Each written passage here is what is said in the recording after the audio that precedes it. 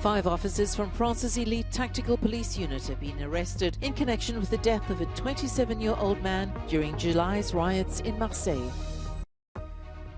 Wildfires in Portugal and Spain are burning hundreds of hectares of land as heat waves continue to fuel the fires. 5 officers from France's elite tactical police unit raid were taken into custody on Tuesday in connection with the death of a 27-year-old man. Mohamed Bendris, who worked for a delivery service, died in hospital in early July at the time of violent riots in the southern city of Marseille. He'd reportedly felt unwell while riding his scooter, but an autopsy showed traces of an impact on his chest.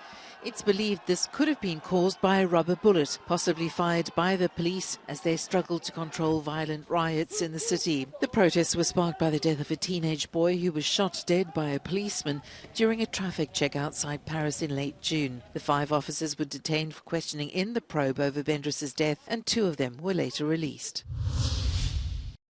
In the Odemira region of Portugal's southwest, close to 1,000 firefighters are battling a wildfire, local authorities say. At least 9 have been injured so far tackling the flames. About 7,000 hectares have burned. As a precautionary measure, more than 1,400 people had to be evacuated from villages and a campsite on Monday. The fire broke out on Saturday as the country was hit by soaring temperatures and high winds. In Santarém, about 80 kilometers northeast of Lisbon, the mercury reached a record 46.4 degrees Celsius on Monday. Neighbouring Spain is experiencing its 3rd heat wave this summer and is also battling a number of wildfires. One of the regions currently affected is Extremadura. In Valencia de Alcántara, a fire has burnt around 300 hectares.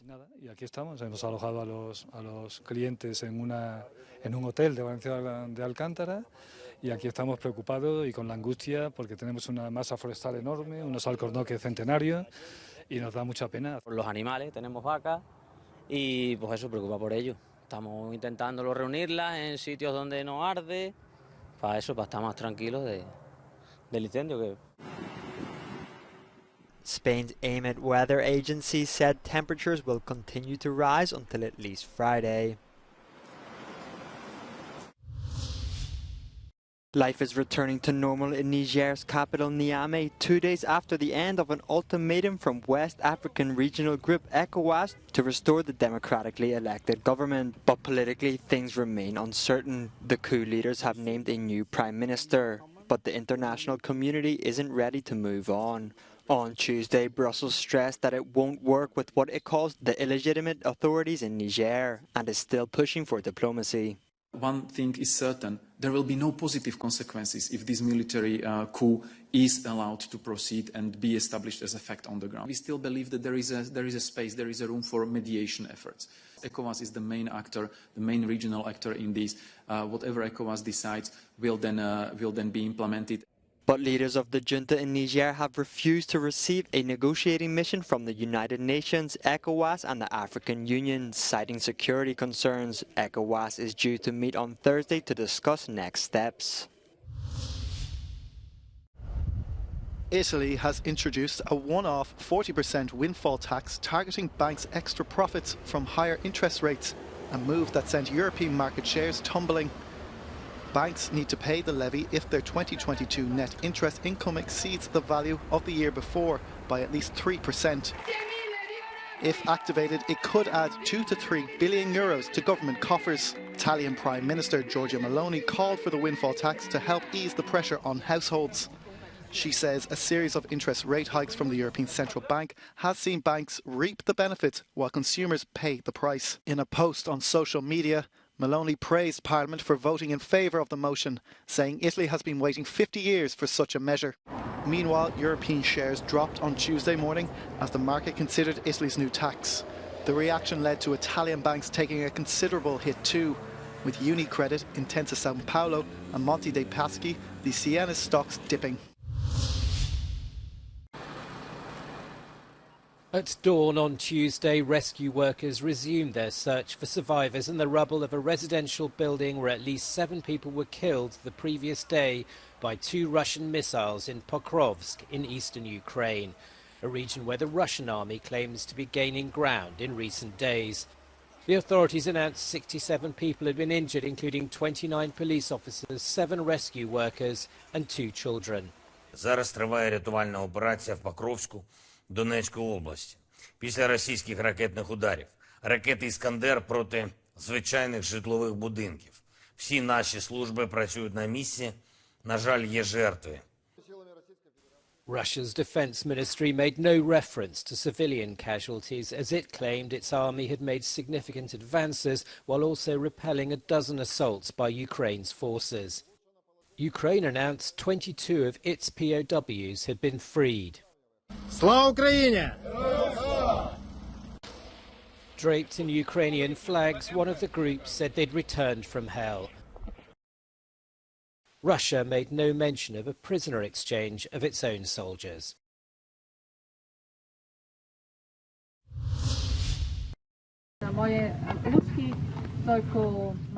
A Russian official claims former Austrian Foreign Minister Karin Kneissl has rented a house in the village of Petroshovo, some 300 kilometers east of Moscow. Known for her close ties with Russia, she came in for criticism in 2018 when she curtsied to President Vladimir Putin and danced with him at her wedding. Kneissl was also a member of the board of directors of Russia's oil giant Rosneft, resigning shortly before the start of the Ukraine invasion. She's reportedly learning Russian and writing a book.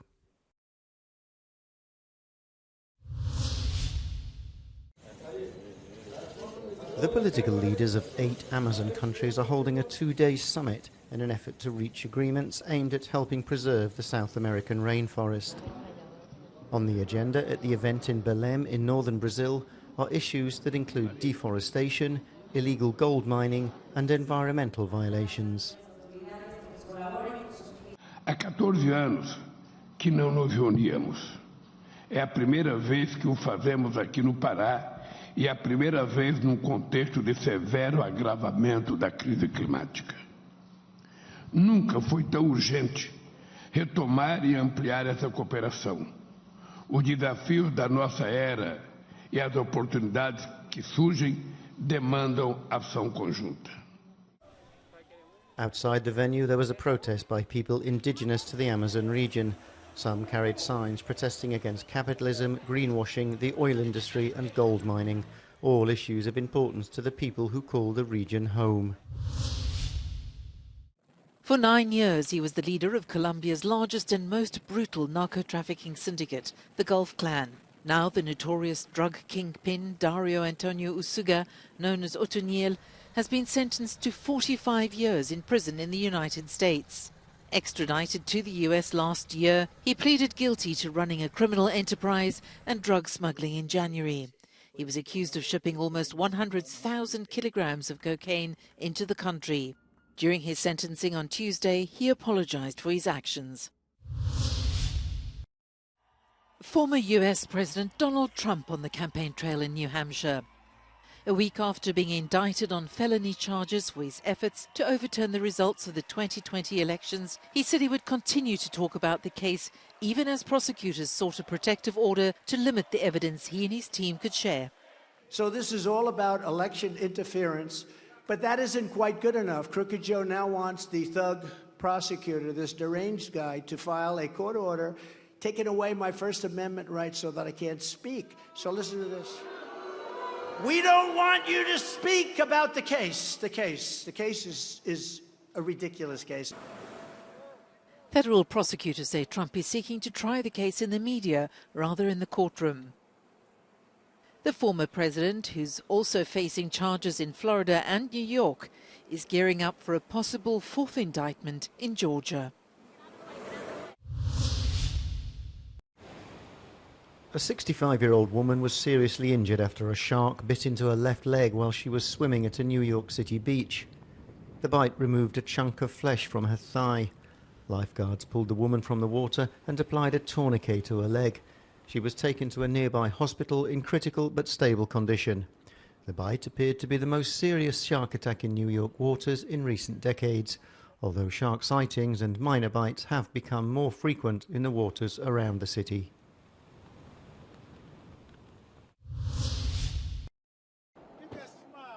A court in Los Angeles has jailed Canadian rapper Tory Lanez for the shooting of musician Megan Thee Stallion. Lanez shot her in the feet after they argued at a pool party held by reality star Kylie Jenner in 2020. Surgeons had to remove bullet fragments from the foot of the hip-hop star. Lanez was found guilty on 3 gun-related crimes in December and has been held in custody awaiting sentencing ever since. Prosecutor George Gascon said the fact that the victim was famous had helped highlight the issue of violence against women. People in Nagasaki on Wednesday marked the 78th anniversary of the atomic bombing of the Japanese city on August the 9th, 1945, that killed between 60 and 80,000 people. Speaking at the atomic bomb victims' memorial peace ceremony, Shiro Suzuki, mayor of Nagasaki, said that while Russia is not the only country representing the risk of nuclear deterrence, as long as states are dependent on nuclear deterrence, the world will never be rid of the weapons. There were similar thoughts from the Japanese Prime Minister, who couldn't attend in person. 核軍縮をめぐる国際社会の分断が深まり、ロシアによる核の威嚇が行われる中で、核兵器のない世界の実現に向けた道のりは一層厳しいものになっています。The Nagasaki bomb came 3 days after the US dropped an atomic device on Hiroshima, killing an even greater number of people. The incidents hastened the end of World War II, but there have been arguments ever since over whether the attacks were justified or necessary.